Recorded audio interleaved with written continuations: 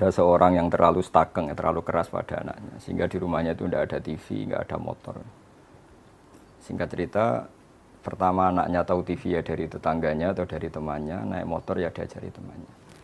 Repotnya anak ini yang berjasa ini, mimman lam yusolli walam yasum, ya tidak sholat, tidak puasa. Singkat cerita, anaknya ini lebih terdikte ini daripada oleh orang tuanya. Pas sudah kejadian itu, si orang tuanya sowan ke saya, karena bapak sudah meninggal, cerita bahwa metode Kiai Nur Salim, metode jenengan saya akui Gus gini. Terus dia tanya ke saya, kenapa Gus metode itu? Saya kan ngiranya kalau ada TV, ada motor, anak jadi nakal karena nonton TV. Terus saya bilang, al-insan abdul ihsan, manusia itu budaknya kebaikan. Sehingga ketika anak Anda ini utang jasanya sama orang nggak sholat, dia ingin niru yang nggak sholat. Sementara melihat Anda sebagai orang yang tidak simpatik karena melarang terus. Dulu bapak saya juga gitu. TV ku ya ono madharate gitu kalau bahasa Jawa. Tapi nak radio TV terus delok ning tonggo, selain ganggu ya engko pengaruh tadi.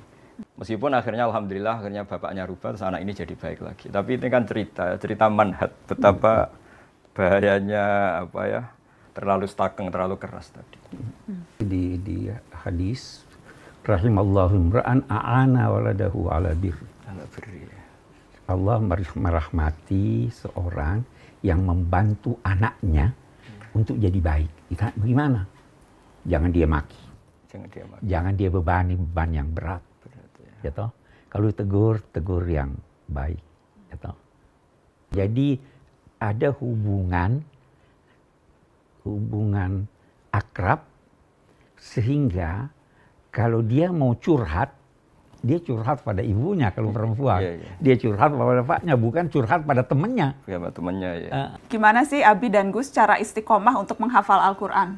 Saya jawab, ya karena kalau keyakinan saya, keyakinan semua orang kalau sudah hafal lupa itu dosa. Pertama karena takut dosa. Tapi setelah ke kelas tertentu, makom tertentu memang asik, punya hafalan itu asik. Jadi kalau dulu mungkin karena takut tadi ya nisyanul ayat atau Quran itu lupa itu dosa. Tapi lama-lama memang karena asik. Ini nyambung ke pertanyaan Nita Desya. Bagaimana jika sampai mati saya tidak tahu arti keseluruhan isi Al-Quran, apalagi tafsirnya, apakah saya berdosa? Hanya dibaca sampai hatam berkali-kali, baca terjemahannya juga jarang-jarang. Saya titip salam sama Gus Baha, saya sudah beli Al-Quran terjemahan yang UII. Gitu. Kalau sampai dosa enggak lah, kan kalau paham semua itu fardu kifayah. 1-2 orang di kawasan itu memahami ini sudah cukup. Dan mulai dulu pun ya enggak semuanya paham Quran. Cuma bahwa baca khatam mungkin terus belajar itu bukti cinta itu insya Allah cukup untuk sowan lah nanti kepada Allah anta ma'aman ahbabta atau almaru ma'aman ahabba. Ini ada pertanyaan buat Abi dan buat Gus Baha. Siapa ahli tafsir yang paling mempengaruhi pemikiran Abi dan Gus Baha dari Labib? Di dalam konteks akademik atau keilmuan tafsir itu ya plus minus. Mungkin kalau rasa Jawa saya suka Syekh Nawawi. Tapi dalam rangka tangkeh dari cerita-cerita Israiliyat menghindari cerita-cerita Israiliyat kayaknya Syekh Nawawi terlalu longgar pakai Israiliyat sehingga kita ya repot juga. Jadi Mbah Mun sering cerita gini ke saya.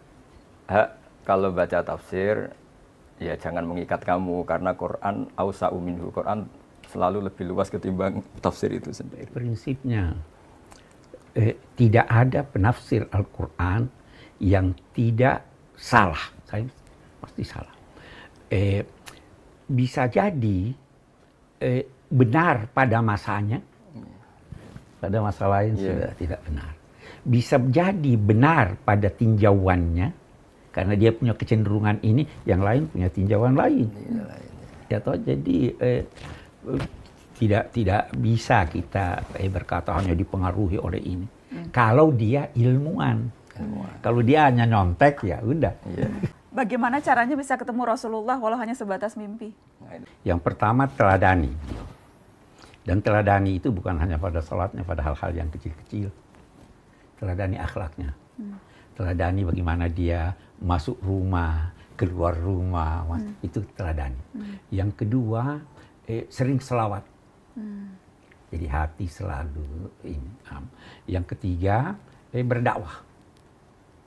Itu 3, ada beberapa cara, tapi itu yang paling ini. Saya kira yang paling sulit itu meneladani. Bagaimana kita meladani akhlaknya bagaimana dia banyak sekali. Sehingga hati terpaut dengan beliau. Dan dari segi ilmu jiwa juga kan ada itu. Kalau terpaut hati bisa mimpi. Nah, tapi ini kalau Rasulullah itu yang mimpi itu pasti benar. Walaupun kita film manam faqatra'ani haqqan. Fa inna syaitan la yatamatsalu. Dan kita kalau mimpi kita tahu itu bertemu Rasulullah, kita tahu ya. Walaupun kita tidak pernah melihat, kita tidak tahu wujudnya, tapi ketika kita mimpi itu pasti. Rasul, ya. Yang mimpi itu bisa bermacam-macam. Mungkin waktu dia lihat, oh ini kok muda, ini kok tua, ini dan itu nanti ada tafsirnya lagi. Apanya? Okay. Mimpi Rasul tidak mungkin salah. Mimpi Tuhan pasti salah. Bolehkah mensalawati seseorang supaya bisa berjodoh? Ya kalau harapan terus kepada Allah ya bagus lah. Terus yang dipakai sholawat ya. Wah ini ada 4-nya. Bagaimana? Iya. Kalau yang nggak bagus itu kan memaksakan kehendak ya. Kalau harapan kan ya bagus. Oh, iya. Jadi nggak apa-apa bersolawat supaya dapat jodoh? Ya kan Ini langsung nyatet lagi. Di antaranya sarana ya, sarana qadul hawaid supaya hajat kita kesampaian kan memperbanyak sholawat. Apalagi calon itu yang kita idam-idamkan karena kesalehannya, karena kebaikannya kan nggak masalah. Dari Hanum, Assalamualaikum Mbak Nana, tolong tanyakan Gus Baha, kapan mau punya akun Instagram? Masuk kalah sama Abi Quraisy. Nah, itu. Abi juga akun Instagramnya, kadang saya sih yang suka update akun Instagram Abi. Tapi Abi baca ya, Abi baca, Abi ngikutin. Dulu Abi Twitteran, sekarang udah nggak sempet. Tapi Abi tetap up to Ya date. jawabannya kapan-kapan atau memang nggak ingin. Karena tadi saya kan sibuk di rumah itu kan banyak yang ngaji tahfidz itu. Jadi membayangkan santri seneng ikut seneng, kalau kesulitan ngaji ikut. Ya pokoknya alihima anitum lah, kalau melihat santri susah belajar ya kita ikut susah. Betul. Jadi itu udah nyita waktu. Kalau WA aja nggak ada ya Gus, apalagi Nggak ada Instagram. ya, Instagram. Siapa Kang Ruhin dan Kang Mustafa yang sering disebut-sebut oleh Gus Baha? Dalam setiap dakwah jika mencontohkan A atau B kan selalu pakai nama Ruhin dan Mustafa. Siapa itu Gus? Itu orang beneran atau? Orang beneran, teman akrab sama saya. Sampai sekarang anaknya udah mondok di saya. Oke, jadi itu menjawab pertanyaan. Jadi yang penasaran itu betul ada dua manusianya itu ada betul namanya. Jadi bagaimana kita bisa melatih diri agar akhlak kita lebih kuat, terutama kan kita semua kuliah di luar dan mungkin di negara-negara beda, value atau nilai-nilainya juga berbeda. Dengan tradisi ilmu yang benar, akidah yang benar, hadihi ardullah misalnya, ini bumi Allah. Sehingga utang jasa Anda hanya kepada Allah. Ini air juga ciptaan Allah. Sehingga utang jasa kita ya sama Allah. Sehingga dengan demikian, meskipun ada negara yang tatanannya bagus, yang seakan-akan lebih baik timbang Indonesia, itu tidak mendikte kita, karena kita pertama merasa utang jasa sama Allah, bukan ada yang lain gitu. Karena bumi yang kita injak milik Allah, air yang kita minum milik Allah. Nah, bahwa orang melupakan Allah karena tadi berpikirnya sudah sangat melenceng ya, dikira itu negara baik, tertib, kemudian jasanya manusia itu. Oke, kita ngakui, tapi nomor satu tetap jasanya Allah Ta'ala. Apakah hati itu selalu benar, dan jika tidak, bagaimana kita bisa mengasahkan hati kita agar mungkin lebih sering benar? Ada yang dinamai hati nurani, ya kan? Tapi hati nurani itu tidak selalu benar.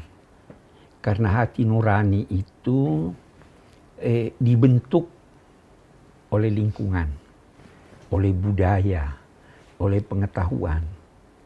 Kalau ini keliru, bisikan hatinya keliru. Hati nurani, kalau mau benar, harus dibentuk berdasarkan cahaya ilahi. Kalau sudah terbentuk itu yang Nabi. Jadi yang sudah terbentuk itu yang Nabi katakan apa itu? Istafti qalbak.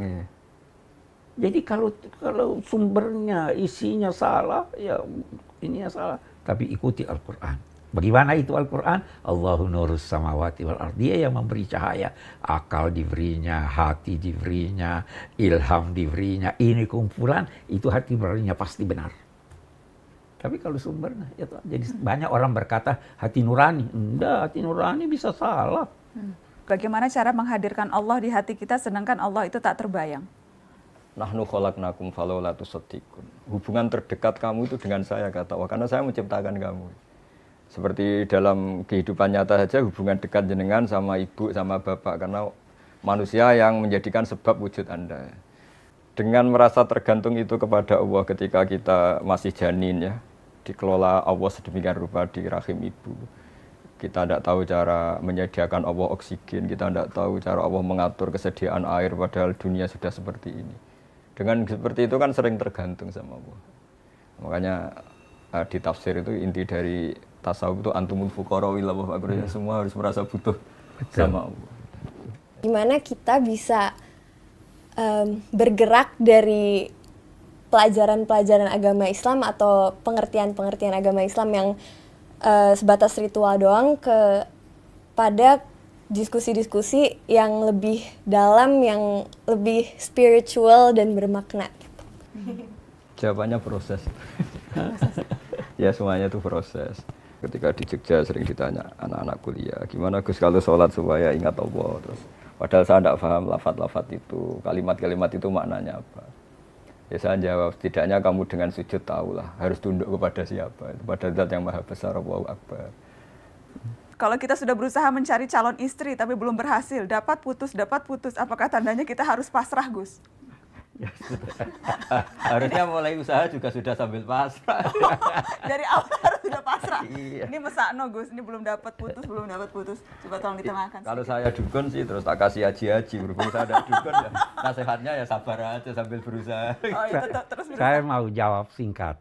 Kalau Anda mau pasangan laki-laki bagi perempuan, perempuan bagi laki-laki yang sempurna, kawinnya di sorga. Di dunia ini tidak ada yang tidak berkekurangan. Jadi itu pilihlah. Ada pilihan, pilihlah yang agamanya baik. Bagaimana cara ta'aruf yang benar menurut syariat agama, Gus? Ya yang nggak ada pelanggaran syariat jawabannya.